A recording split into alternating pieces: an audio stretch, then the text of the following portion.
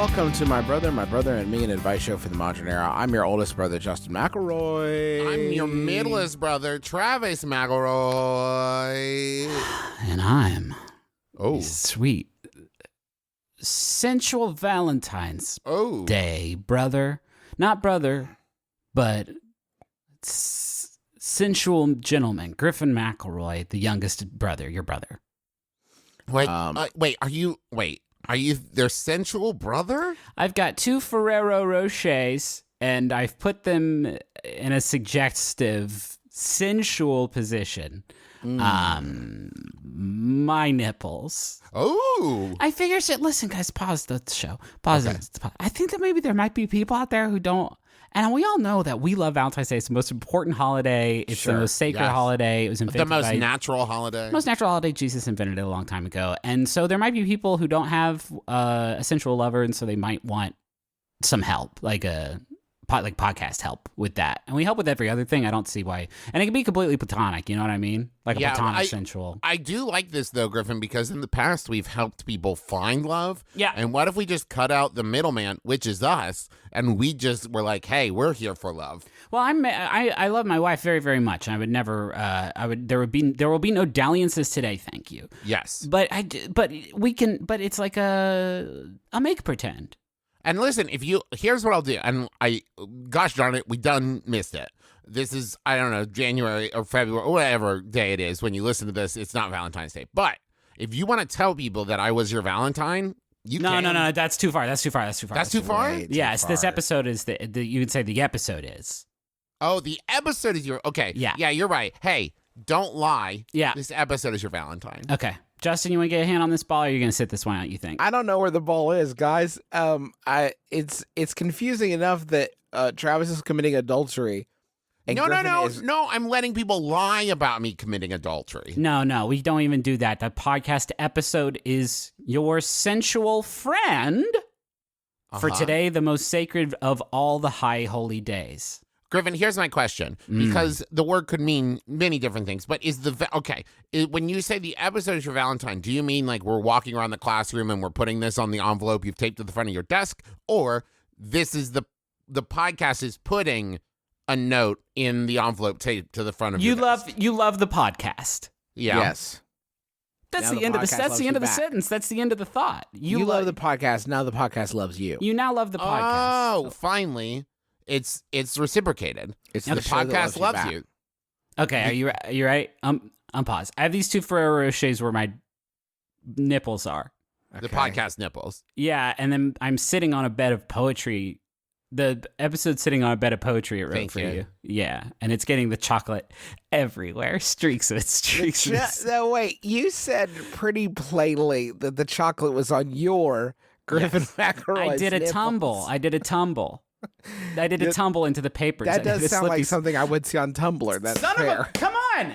No, but Griffin, you're saying are you personifying? You offered your own body up for chocolate delivery. I was wearing a suit with little Velcro Ferrero Rochers all over it, and you like have to mocap, and then you have to like mocap balls, and then for Valentine's Day as a special treat, you get to run around try and grab them off me. But I did a tumble into the poetry that the podcast made. No, but you're still saying you, Griffin. I thought the podcast was the Valentine. Yeah.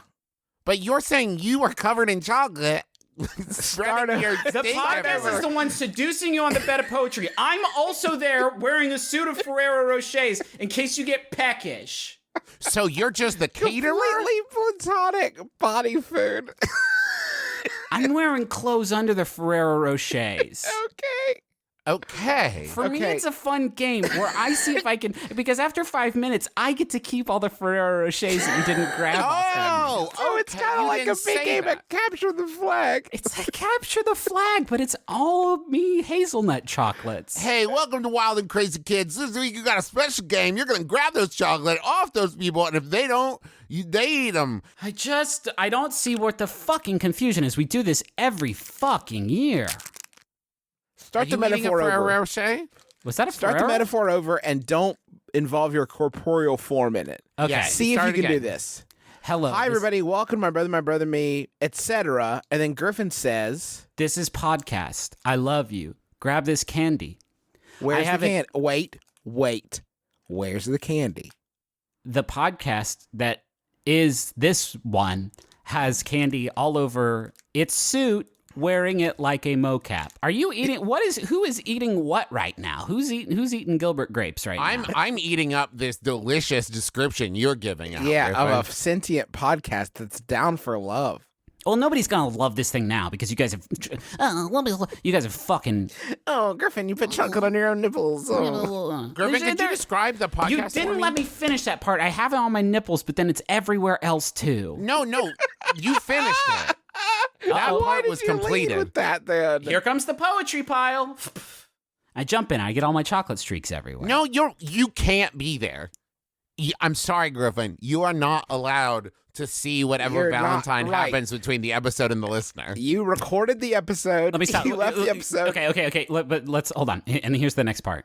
And then I see you approaching the podcast episode. I take off a few Ferreros and throw them in your direction just because I've had a big round. Well, let's stop. Shut up. And then I walk meekly backwards out of the room. And then whatever you do with podcast at that point is up to you, God, and podcast and the Ferrero Rochers. That I That's left behind. better? That was much better. Here's the two issues I wouldn't that I say still much, have. Justin. That was Yeah. very generous. Somewhat better. Here's the two issues that I still have with this. Okay. One, you're technically stripping because you are removing layers I of... got clothes on underneath the Ferrero Yeah, Rochers. I so know, it'd be nasty. but it's a long con kind of Okay. strip, but it is No, stripping. I disagree with you on that point, Justin, because when I see someone take their jacket off, I'm not like, whoa, Yeah. NSFW. Yeah. Depends on how they take it off, though. Oh, the way I true. take off a jacket. When podcast takes his jacket off, it does it the cool, like backwards Jeb Bartlett. Yeah, there you go. And the other thing I had was that you fed people chocolate off your body. Nope. And that's another one that's got a little bit Nope, charged. I think Gave it to romantically him. charged. Gave it What? to him. And if Did I you remember throw- correctly, I did- more okay, flung it at them. One of two things happened. Yeah. Either you threw your body chocolate on the dirty floor, Yeah. or you fed it lovingly to them. Which of those two options? You're did you saying, decide to oh, go okay. with? And you hear that, audience? Justin says you all can't catch good. Interesting. Wait, did you throw it like a Benihana chef and they caught it in their mouth? Or with their fucking hands. Gross. Then they're going to get chocolate all over their It's hands still before reading the wrapped in poetry. foil. The body Oh. impact when I dive into the poetry pile makes the foil come off and streaks the chocolate. I don't see. Why are you guys wrestling? It's been 9 fucking minutes. You're the one wrestling with the poetry. Okay, I just want to suggest start over. All right. God, heaven. Hey, it's my brother, me podcast, killing it year in, year out. This time, Griffin's going to say something. So Valentine's Day is upon us, and we would like you to make love to the podcast. And by Yes. make love, I mean it in the literal sense and not in the coital sense. You and the podcast there was no love before, but now there will be love with you and this inanimate podcast. To help set the scene, I will appear in the room. Shush. The podcast will also be there. You will be there. I have a suit of Ferrero Rochers if you get peckish. And also, I have wine balloons. Do you want one? Wait, where are they? I have 12 wine balloons hidden all around. Did you say hidden? Why are they hidden? Why are they hidden? Why would you hide them? fucking Easter bunny? It's not a fun surprise if you know where they are. I have a suit of Ferrero Rochers over my clothes. You will not come at me with your mouth open. I will hand them to you. You will take them with your hands, unwrap them, and eat them. Sometimes I will jump in a poetry pile.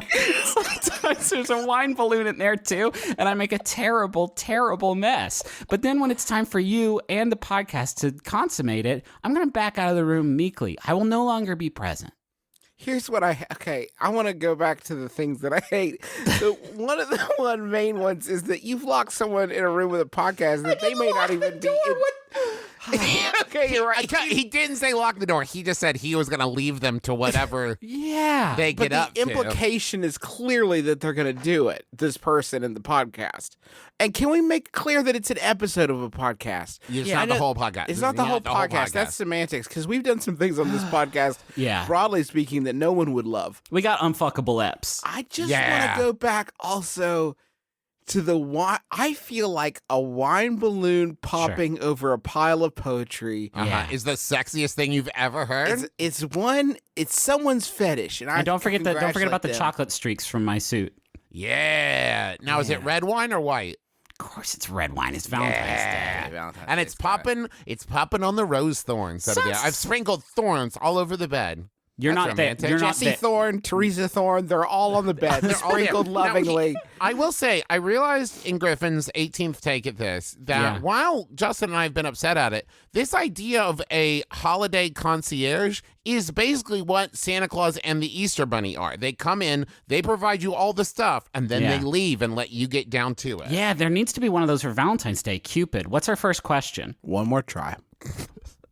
There's no way we can do this. This is my brother. Griffin is a winged cherub. This is my brother of a show.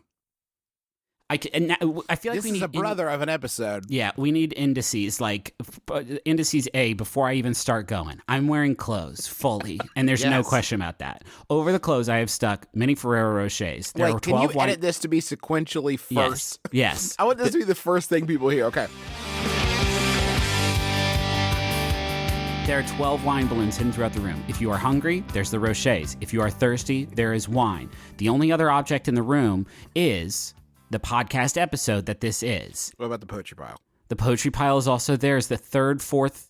Could we also include like a button on the wall, like in an escape room? Like, hey, if at any time you want me to unlock the door, just hit this button.